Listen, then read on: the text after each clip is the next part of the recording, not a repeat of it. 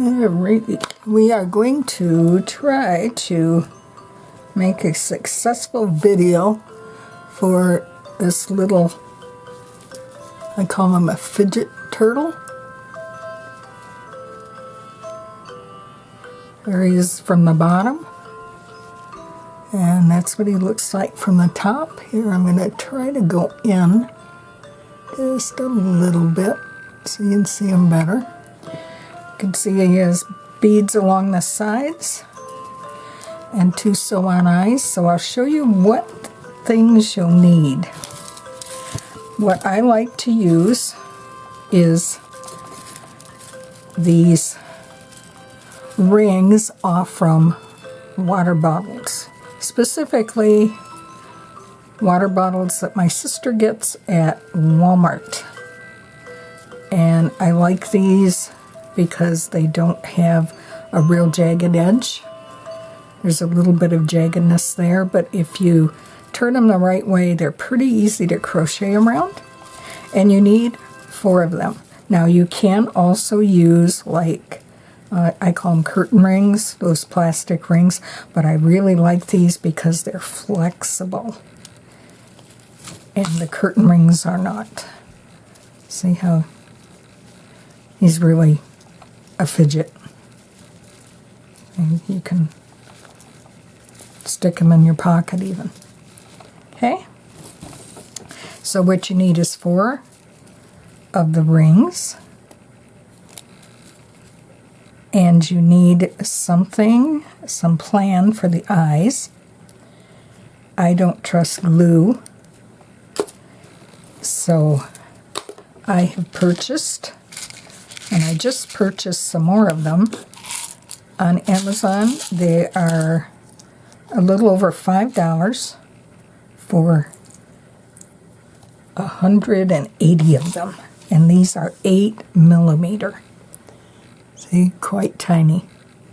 Here, there's on my fingernail. You can see how small they are. And on the back, they have a little slit where you can sew into. And I have set aside a needle that I am able to get most yarn through because it has a large eye. I think you can see that. It has a large enough eye that I can thread it through, and it still will go through the slit on the back of the eyes. So we're going to put those away for right now because we don't need those until the end. And the other thing, if you want to put the beads on, you also need to make sure that you have a needle that will go through the hole on your beads. Now I got these beads at Dollar Tree. They were in a plastic bag like these. I got these at Dollar Tree also. And they were in a bag similar, but it had a Ziploc at the back that didn't work, and they kept falling out, so they're now in what is an old vitamin bottle. So you have to make sure that you're going to be able to get the eye of your needle through your whatever bead you're going to use. If you don't have a needle that you can thread yarn through, that you can go through, you can use higher end pony beads that look really nice. These would work, and these nice gold ones would work. And we will put these away because we don't need them until the end, and they'll end up on the floor. And we'll put our needle away. So you need 4. You need your hook, and I suggest using the smallest hook that you can comfortably use without splitting your yarn. I try to go with a 4mm. That most often works with even this. I think this is probably Bernat Super Value. Not sure it's the end, and I rewound it. So, and what I have here is I have one that is already done with what I call round 1. It's actually 2 rounds, but this is to show you what you're going to be doing, because when you're in the process, they kind of tend to twist on you and move around and twist up, and so you need to see that. Whoops, we lost one of these. And what I do is I start over here on the side, and I work 5 stitches, work my curlicue like a worry worm but shorter. I use 9 stitches on this one, and then I join to the next ring right here. I join to that next ring. I work 4, and then I work the head in Tunisian crochet, and then I work 4 more, work the next leg, join, work 8 around here, then I make the next leg, join, 4, make the tail, work 4 more, work a leg, and then I join to the first one, and I work 3 more stitches so that there's 8 on each side, and there ends up to be more. There's 4 on each one, except on these you've got some extras for the head, and on this one you have some extras for the tail. Now, this is what works for mostly worsted weight yarn and this size of rings. If you have different rings or bigger rings like milk rings, you would need more, and you would have to work that out. Or if you're using like DK yarn, you might need to do like 10 or so. Just depends. So we're going to set this little guy aside so we can show you. And what I usually choose to do is make the lighter yarn, the lighter colored yarn. I'm going to do this one in pink, and I guess that's kind of a maroon. Here, let's get a little better light here. And I'm going to use, for the bottom part, I use the lighter color. Same on this one. It's just the way I usually do it. You can mix it up. It's your turtle. Do it as you please. This is a bit thinner yarn. And what happens if you do fewer around the outside edges, you end up having to do more stitches for this part here, and it ends up with maybe a bit higher shell for your turtle. If you do more stitches around the outside and fewer here, you'll end up with a flattened out turtle. So you can experiment. They're pretty easy to make, so you can do whatever works well. I guess I better put the lid on that. There we go. Okay, to start, I don't do the thing where you make a slip knot and then try to put it on. I just kind of flip it over like I'm going to make a slip knot and go under. And I've got the jagged side down because it makes it easier to move the stitches if I need to crowd them. And I start with a very long, at least 10 inches, because I'm going to use this tail at the end for some. I use this tail to sew on the eyes. I use this tail to kind of curve the head so that it will stay pointing down. If you don't do that, this Tunisian has a tendency to curl back on itself like this. So I do some stitches that promote it staying like that. So, and this is, both of these I think are from Dollar Tree, so cheap yarn. So I do long tails, because I can always cut them off, but it's harder to add more. Then you got more tails to deal with. So I just kind of bring this around and twist it, and then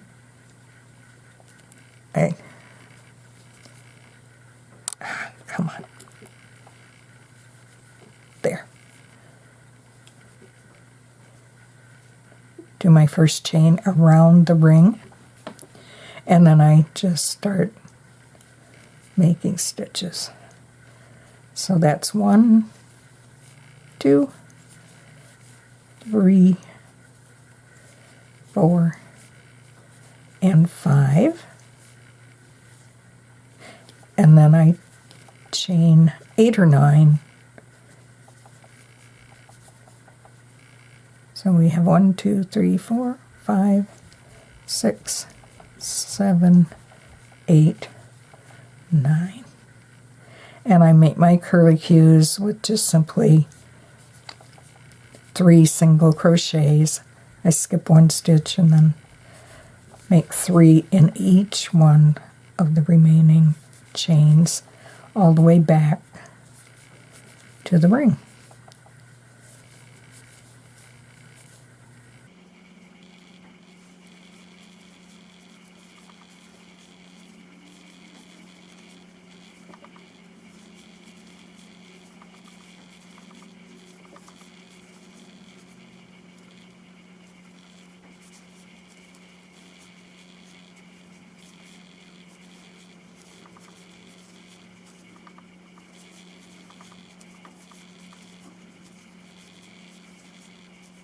And here is our, and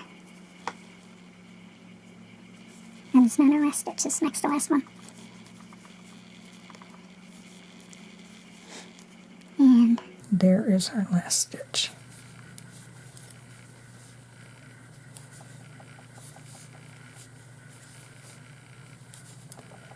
And I do them all single crochets. Now, and I'll let this just go to the bottom, out of the way, because you have enough to deal with this. Okay, in order to join the next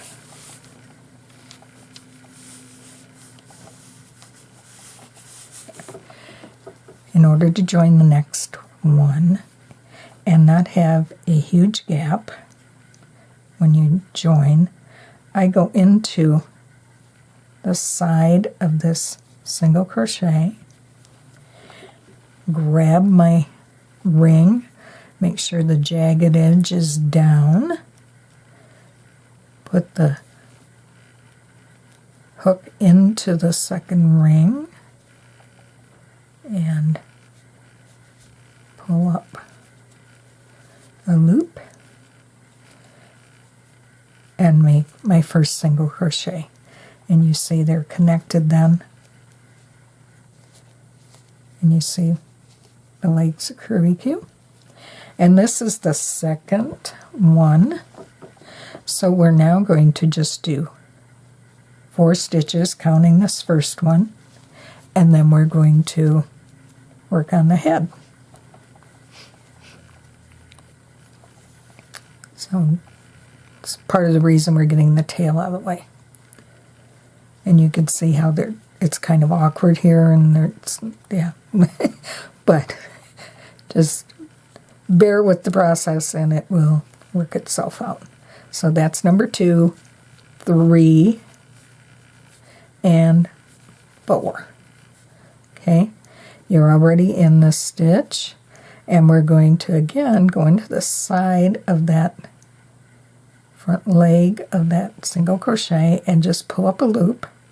Then we're going to go under the ring and pull up a loop, and then we're going to do basically Tunisian crochet. I chained 1, and now I'm going to yarn over, pull through the next loop, yarn over, pull through the next. Okay, and now I'm going to work Tunisian knit stitch. This is Tunisian simple stitch, like that, and you can do that, it's easier, but I like the look of the knit stitch. So for that, the difference is with simple stitch, you just go under that front leg of the stitch.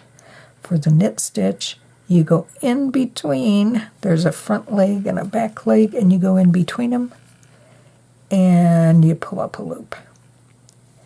And then for this very last one, you need to get under the 2 loops that are there. See? 2 loops. And you pull up the loop. And I like to pull them up and make sure that they're all pretty much the same height.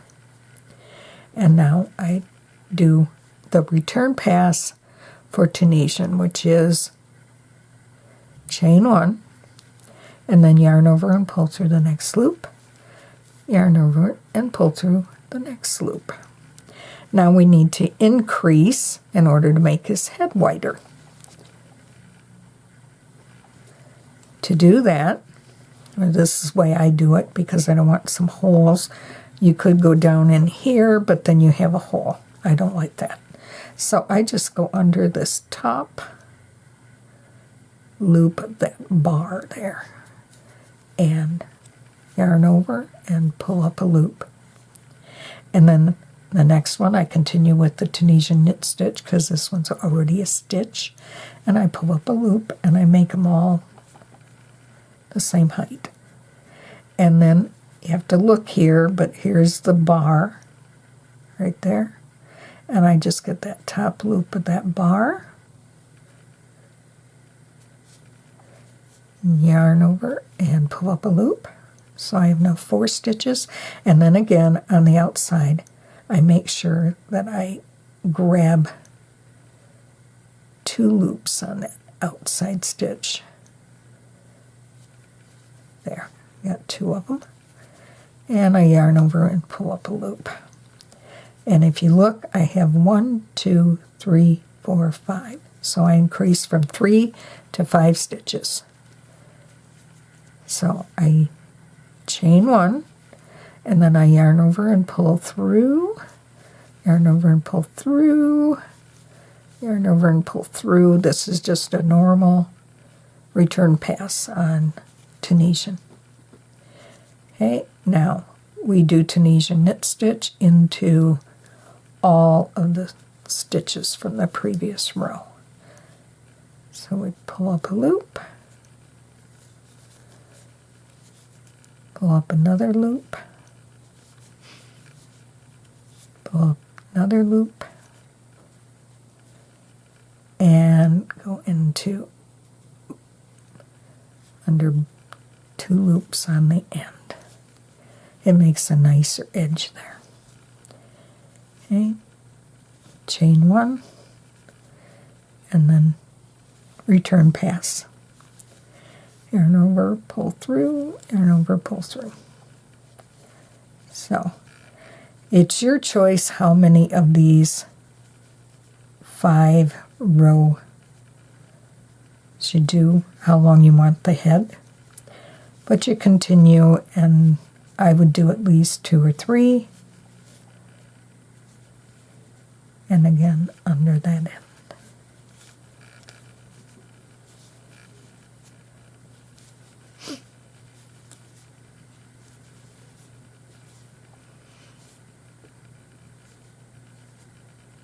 And we'll do one more.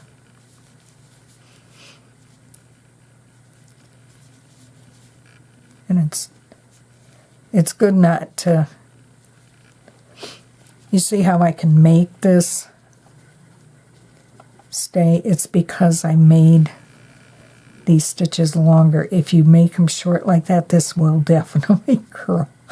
And it will be really hard to even fix that. So you want to make sure that you've got them all up and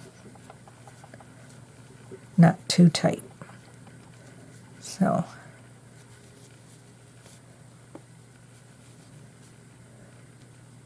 one,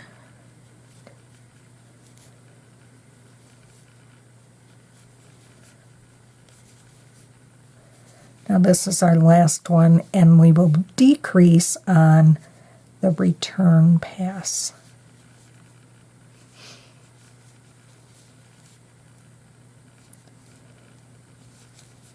And we will go down to 3. Okay, instead of chaining 1, we're just going to draw through 2. Yarn over, draw through, and then yarn over and draw through these last 2 stitches. And now we are down to 3.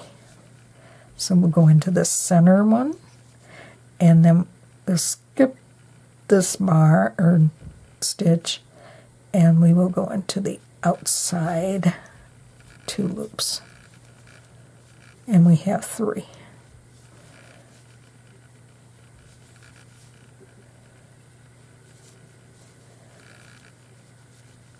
Now you can continue with as many as you, it will depend really on your yarn, what it looks like.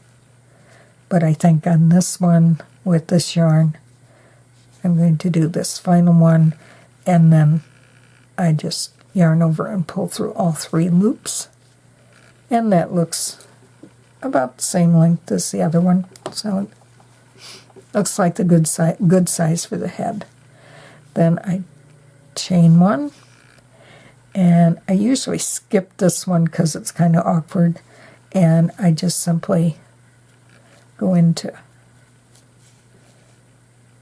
each stitch, slip stitch all the way down.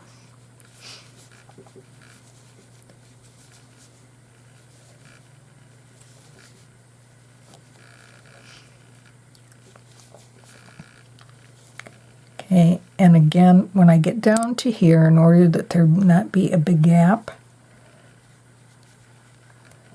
I just go into there, and then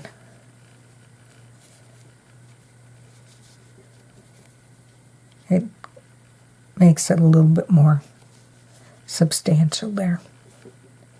And that counts as the first stitch.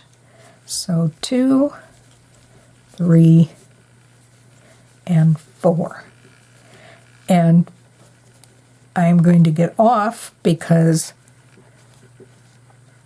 the next leg is formed the same way. Then I will join this, and I will work 8 stitches, work a second leg. Here we've just done the head.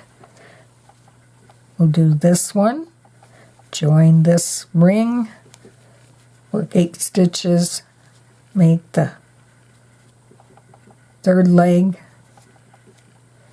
join the final ring, and I will come back after I have joined the final ring to show you how to do this last one, the tail, and finish up at the end. Okay, let's see if we can help make sense of this. Okay, here's our little prototype, and we're going to go out just a bit so we can see this better. Okay, and here is our little guy, and you can see how it turns around and can be confusing, and it helps if you can recognize the fronts of stitches and turn it. This is where we have ended up, and we are ready to take our last ring and join and do the tail. So again, we take the ring and do the little jagged edge on the bottom and go through. Excuse me. And that's our first stitch. We're going to do 3 more.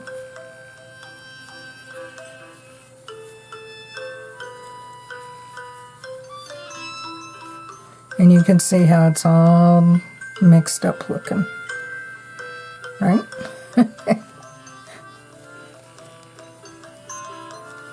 Okay. It can be confusing, okay? But we are on the right track, okay? So we're not going to worry about what's going on with it. Just follow the instructions here. Okay, for the tail, I am doing, I guess it would kind of like be, I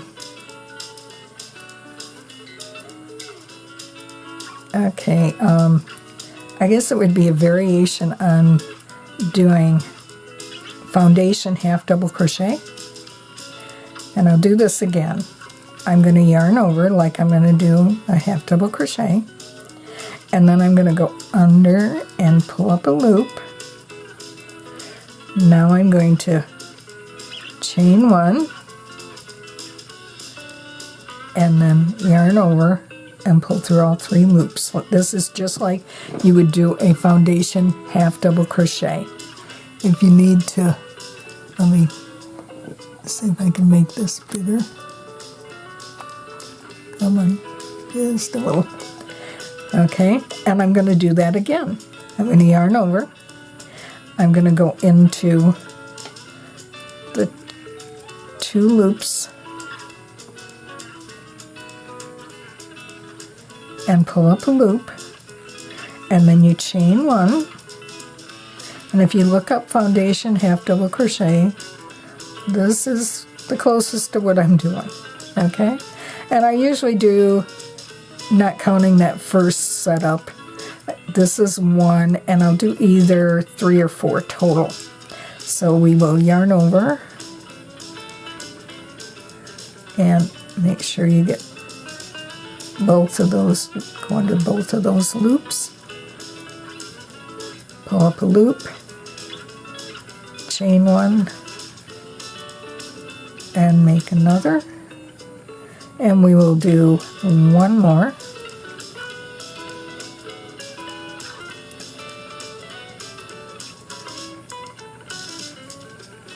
And I've got 2 loops, and pull it up, chain 1, and draw through all the loops. Okay, now we're going to do just a foundation single crochet. For that, you do not yarn over. You just go under both of those loops on the outside. I got more than that.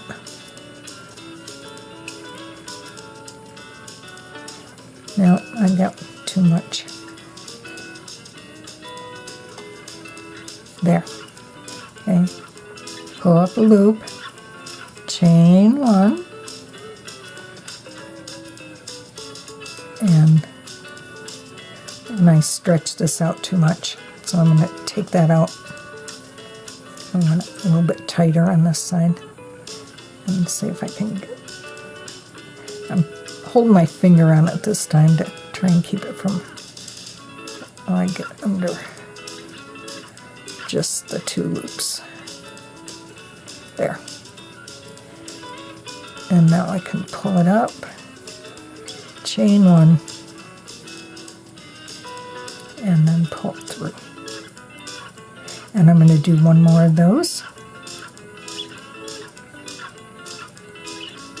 Okay, under 2 loops there. And over, pull up a loop.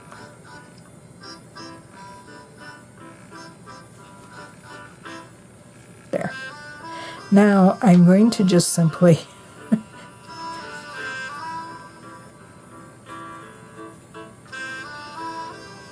instead of, yeah, I went into that,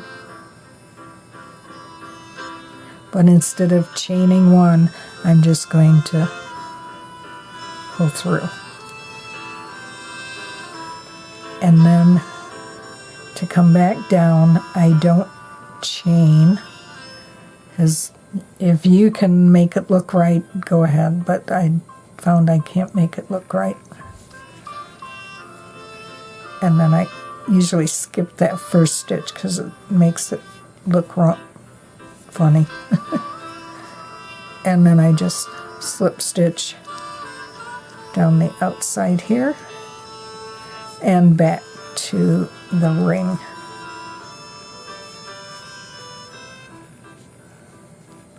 And again, I go into here, pull up, and there. And that's the first of the 4 here on this side.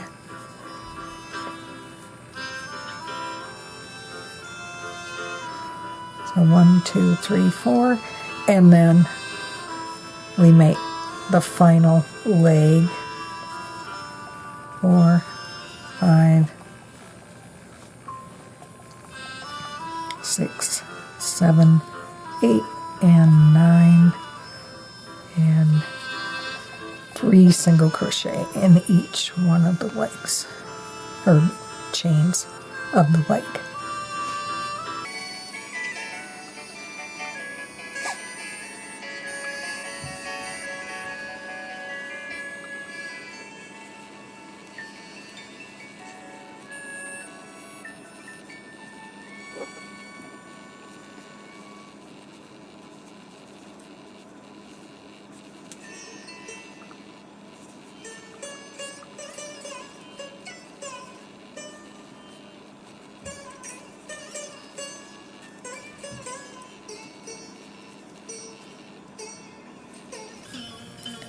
And there's our final one.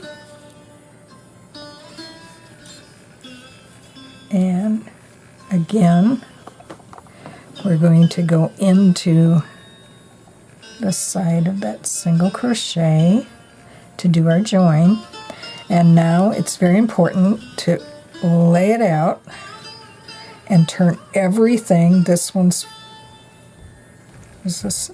Yeah, that's the back, the front of the stitches. This is the front of the stitches.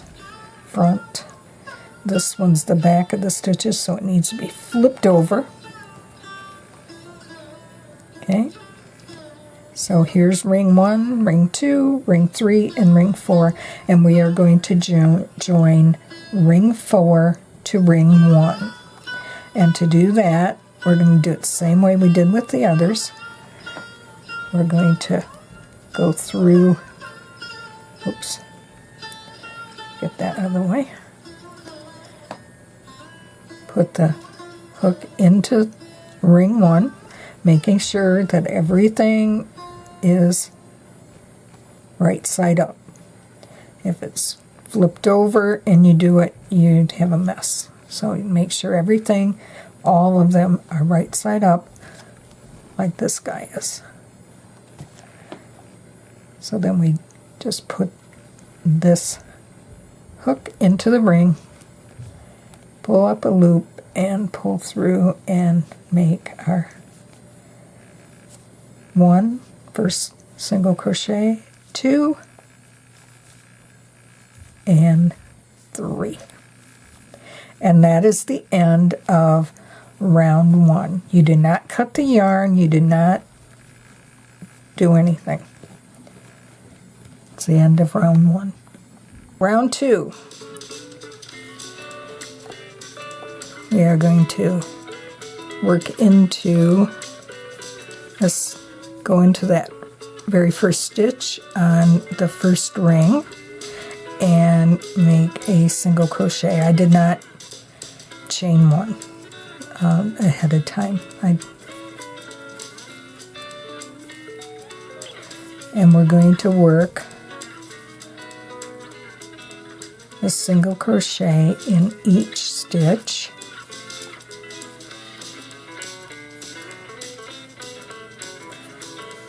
Okay, so now we are up to the leg, and it is up to you whether or not you want to work into here and do that. You can, or you can just simply do what I did on this one, and I just went over it.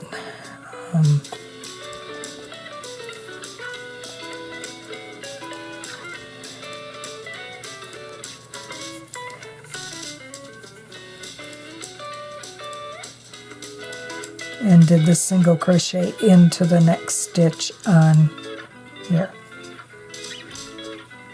And I think that works pretty well.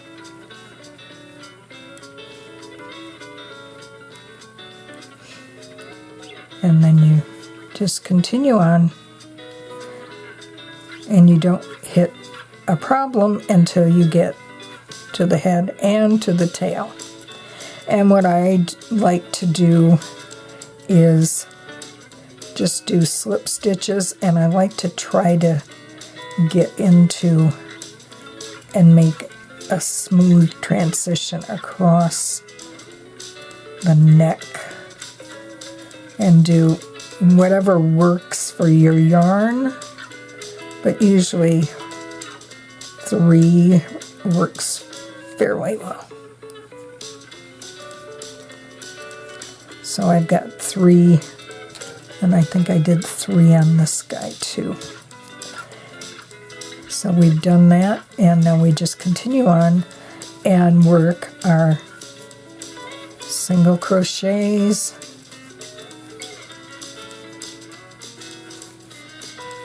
on around.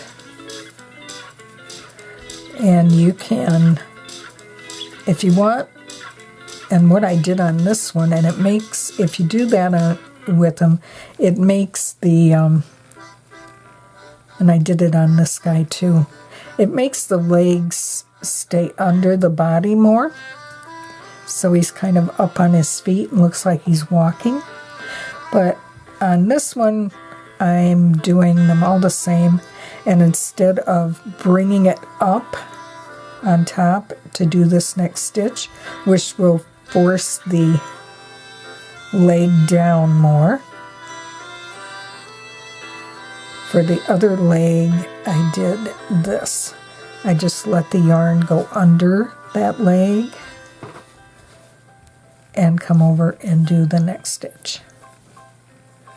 And that makes the legs go out a little bit more.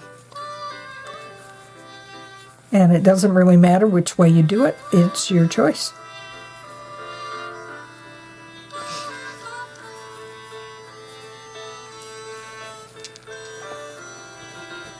Guess we can be done with this. These make nice for holding yarn and keeping it from tangling up when it's in the bag. Okay, there we go.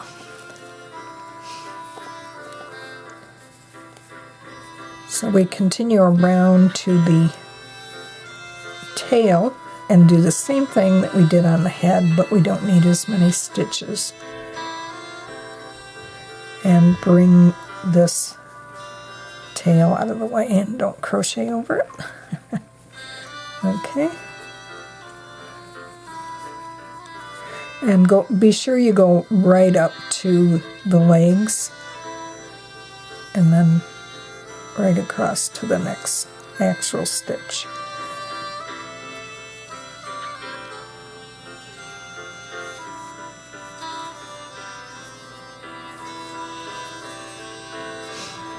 And I go right up to the tail and then try to go in between, like that stitch right there, and to go right straight across with one, and then do the next.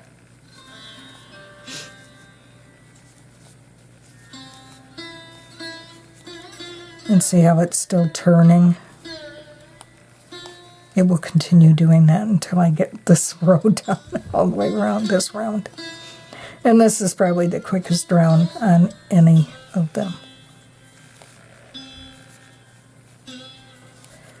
And whoops, I went into the center there. So these are the last 3, 2, and 3. Okay, now we again cut a long tail. I like to do at least 10 inches. You might not need this, but it's nice to have it later on. And for this part, where is my, oh, here. It has everything stuck to it. I had to figure out a way to corral my rings, and they're metal and they're sticking to my magnet that I keep yarn needles, and I use these hair clips for, they make really nice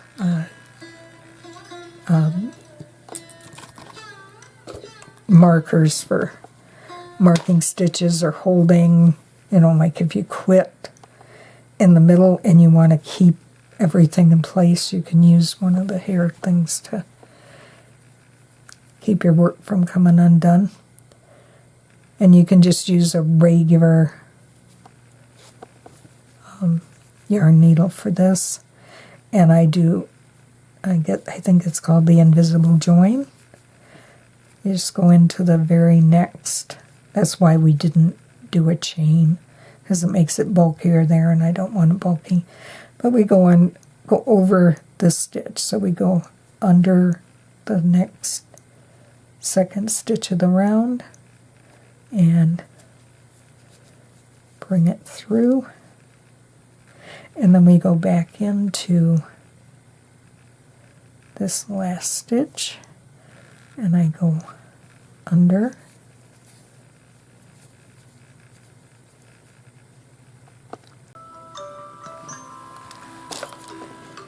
Okay, so I've gone under, and it covers up the top of that stitch, and you pull it so that they all look the same, and then I usually turn it over and come to the back and sew this in just by going under several of the stitches, just to, and I do not cut it at this point. I do this in order to make it so I can do the next part.